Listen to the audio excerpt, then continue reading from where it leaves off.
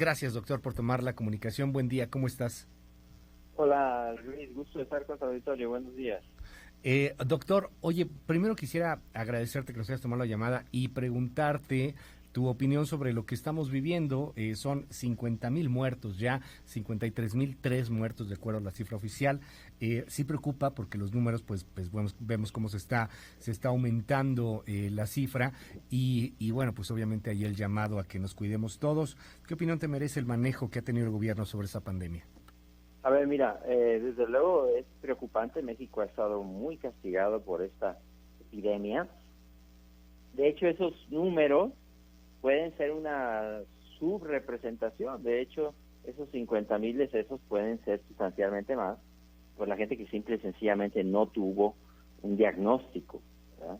Entonces, creo que en lo que se refiere a la mitigación, o sea, limitación del daño, el adecuar el sistema de salud para que no colapsara, no es perfecto, ni mucho menos. Hay que considerar que el sistema de salud ya estaba mal en México, era un sistema mal subvencionado, con un personal con poco acceso a la capacitación, maltrecho, pues. Y en eso, pues, digo, el sistema no ha colapsado, se ha hecho razonablemente bien. Yo creo que donde nos toca mucho por hacer todavía es en el control. Se intentó el distanciamiento social, se ha hecho, pero creo que sí nos hace falta más, detectar más a tiempo a los casos, mandarlos a cuarentena y ahora sobre todo diseminar, difundir e inclusive en algunos casos obligar al uso del cubrebocas, que es, digamos, lo que nos puede rendir un alto dividendo y lo que tenemos aquí y ahora.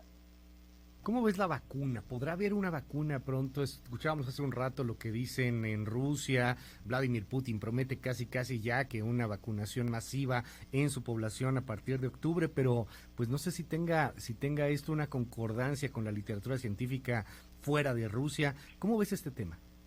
Sí, mira, las vacunas parece que sí va a haber algunas que van a funcionar. De hecho, esta vacuna de que ahora le llaman Sputnik de Rusia, pues fue una especie de sorpresa. Igual que fue el Sputnik en 1957, por ahí, Uh-huh. cuando le avisaron a los Estados Unidos que escucharan porque iba a pasar un satélite por su cabeza.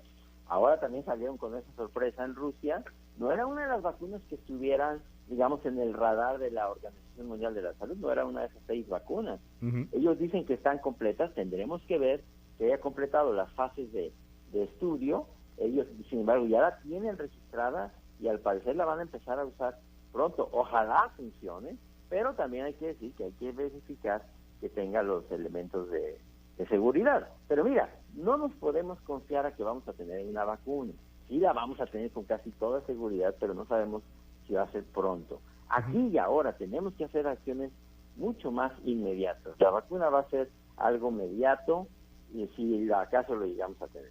Si no hay vacuna, no podremos regresar a lo que vivíamos antes, es decir, la gente dice, bueno, ¿hasta cuándo el cubrebocas? ¿Hasta cuándo el distanciamiento social? ¿Hasta cuándo muchas cosas? Es una incertidumbre permanente y yo te preguntaría, si no hay vacuna, pues tendremos que acostumbrarnos a vivir como estamos viviendo hoy.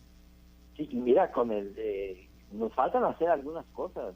Fíjate, realmente no solo el número de casos nuevos, que eso está limitado por el número de pruebas que hacemos, sino la tasa de positividad, es lo que yo he insistido mucho. De 100 personas que se hacen una prueba en México para COVID, más de 50 salen positivas. Ayer ya nos informaron que 2 puntitos abajo de 50 ya es una muy buena noticia. Esa tasa de 50 la tenemos que bajar abajo de 10, nos va a costar todavía mucho tiempo. Evidentemente esto tiene todavía mucha cola, tiene todavía meses por delante. Bajar de 50 a menos de 10 es meses y meses, es un trabajo continuo, es una labor de pico y pala, aislamiento, distanciamiento, diagnóstico temprano, pero ahora sobre todo cubre bocas. Eso es algo que tenemos que generalizar y usarlo bien, no traerlo de bigote, no traerlo de corbata, desde el puente de la nariz hasta la mejilla. Es lo que podemos hacer aquí y ahora, si no esto se va a prolongar demasiado y nos va a llevar mucha gente. No es cubrepapadas, definitivamente, ¿no? Así se No utiliza es de una repente corbata, mucho. hay No es que una cubrir bien, corbata. hay que ver que cuando hables no se descubra la nariz. Uh-huh. Tiene que venir del puente de la nariz, justo por debajo de la línea de los ojos, hasta el mentón. Así debe ser un buen cubrebocas, debe cubrirte bien. Y cuando hables no debe descubrirse la nariz, porque no es nada más usar el cubrebocas, hay que usarlo bien. Dime algo, doctor, viene la temporada pues ya de otoño pronto, empieza ya, por ejemplo, aquí en la Ciudad de México a hacer de pronto frío, la lluvia en la nochecita y empieza el fresco, pues, y esto genera pues temporadas normales de estacionalidad de influenza, se nos va a mezclar, ¿no? Sí, es todo, la mayor probabilidad es que llegue, se mezcle, pero eso será más o menos hasta diciembre, enero. Uh-huh. Generalmente la influenza no llega antes. Ahora, lo que ha pasado en el cono sur, que es donde está entrando ahora la temporada de influenza, es que no está siendo muy intensa la temporada de influenza. Okay. Al parecer, que esas acciones de distanciamiento, uso de mascarilla, están funcionando también para la influenza. Sin embargo, no hay que confiarse. Este año será particularmente importante la vacuna de influenza, que se la empiecen a poner todos en cuanto haya, por ahí de octubre, empezarse a poner la vacuna de la influenza para que ya en diciembre todos, a los que les toque, ya estén vacunados. El auditorio te hace algunas preguntas. Por ejemplo, ¿puedo llegar a hacer una fiesta con distanciamiento social? ¿Cómo es una fiesta con distanciamiento social? No, digo, eso no existe.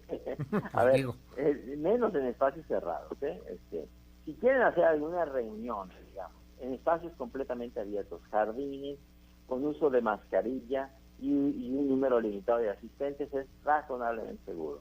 Pero nunca piensen que pueden hacer una reunión donde haya más de 20, 30 personas, digamos, en un espacio cerrado. Actualmente eso simple y sencillamente no es seguro. Es muy probable que alguna de esas 20, 30 personas tenga el virus. Entendamos que de las personas asintomáticas, probablemente en este momento más del 8% en México tengan el virus. Así que 1 de cada 12 personas en promedio va a tener el virus.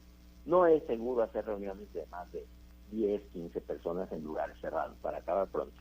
Hay gente que te pregunta, esto que ha sido publicado en varios medios de comunicación, Nexos, por ejemplo, trae un estudio al respecto, el New York Times lo trae de hecho global, y es comparar el número de muertes estimadas, vamos, de los años anteriores con esta, y te hablan de excedentes de muertes, cuando pues hablamos de subregistros, etcétera. ¿Es válido este método desde tu perspectiva?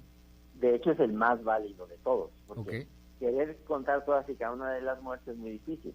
El verdadero número de muertes va a ser cuando comparemos, digamos, las muertes a partir de marzo, abril, más o menos en México, en relación con marzo, abril, mayo y el resto del año de los últimos 5 años. Y entonces las que nos sobren, esas son los verdaderos muertos, directos e indirectos de la pandemia, de la epidemia, porque no solo es los que murieron por el virus, también los que murieron porque tenían cáncer y no se les pudo atender, o porque tenían diabetes mal controlada y no se les atendió, porque estaba el sistema de salud ocupado en otras cosas.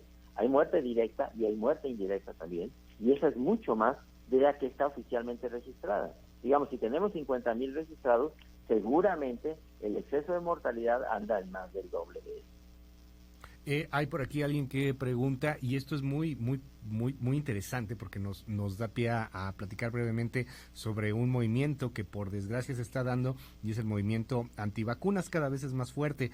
Dicen que la vacuna podría llegar a tener metales. ¿Qué les dice, doctor? No, bueno, o sea, todos tenemos metales en donde quiera. En las uñas tienes metales también. Uh-huh. No te muerdas las uñas porque tienes metal. No te muerdas las uñas porque no está bien, no porque tengan metales. Ahí hay metales en donde respiramos metales. El veneno está en la dosis. Todo va a tener de todo, desde luego. Si tú le buscas en valores infinitesimales, pues todo tiene todo. El chiste es cuál es la dosis donde es tóxica. Eso nunca lo alcanzan las vacunas. Digamos uh-huh. que la cantidad de mercurio, por ejemplo, que pueda tener una vacuna, es mucho más el mercurio que te puedas comer al ingerir una lata de atún, por ejemplo. Okay. Es absurdo todo eso, andarle buscando cantidades infinitesimales a cualquier cosa. Y es muy curioso, ¿no? Porque los antivacunas se parecen también muchos a los anticubrebocas. Pareciera que son dos movimientos que están ahí tomando fuerza. Todavía no tenemos vacuna y ya están contra la vacuna. Sí. Y hay gente que ya se está oponiendo al uso del cubrebocas. Siempre va a haber así. Aquí en mi región hay un dicho que dice que hay maderas que no agarran el barniz. Por más que le hagas, no los vas a convencer, digo. Ya que no se puede convencer, mira, déjalo por la paz. Dedica tus esfuerzos a otra cosa, porque esa gente no la vas a convencer. Le preguntan, doctor, tuve contacto con un positivo, llevo 5 días confinado, ¿es suficiente? No, si el contacto fue estrecho, a menos de 2 metros, más de 15 uh-huh. minutos, y esa persona está confirmado que tenía el virus cuando tuviste relación con esa persona, tienes que quedarte en tu casa 14 días. 14 a no ser días. que te hagas una prueba, por ahí del día séptimo, después de una semana que ya has dado tiempo al tiempo de incubación, y si una semana después no tienes el virus, es razonable pensar que podrías razonablemente salir. ¿Son válidas las serológicas para determinar si ya lo tuviste? Para ver si ya lo tuviste, sí, siempre y cuando hayan pasado por lo menos 3 semanas del inicio de los síntomas o del contagio. Preguntan aquí, hablando de vacunas, ¿vale la pena ponernos de una vez la vacuna de la influenza? Sí, pero esa no hay todavía, empieza a salir aquí en el hemisferio norte, por ahí de octubre, final de septiembre, principios de octubre. Doctor, le aprecio muchísimo que nos haya tomado esta llamada telefónica y esta se me repite como 20,000 veces. ¿Qué le pasa a Lupita? Que quiere bailar, como diría ok. La canción de Pérez Prado. Aunque su papá dice que no. ¿Cuántas preguntas recibe en su Twitter todos los días? Pues yo la verdad no puedo contestar más que una muy pequeña fracción. Pero yo he calculado ahí que llegan más o menos unos 15 por hora, pues imagínate. 15 por hora. Es imposible. Yo que más quisiera, pero no puedo contestar más que una muy pequeña fracción de lo que llega y lo que de repente me asoma. No, pero se aprecia mucho el trabajo que hace, doctor, y estamos al habla, si nos permite, le mando un abrazo, ahora sí que a la distancia. Muchas gracias. Gracias, Luis. Cuídate, que esté bien tu auditorio también, cuídense, póngate el cubrebocas. A ponerse el cubrebocas, gracias, es el doctor Alejandro Macías.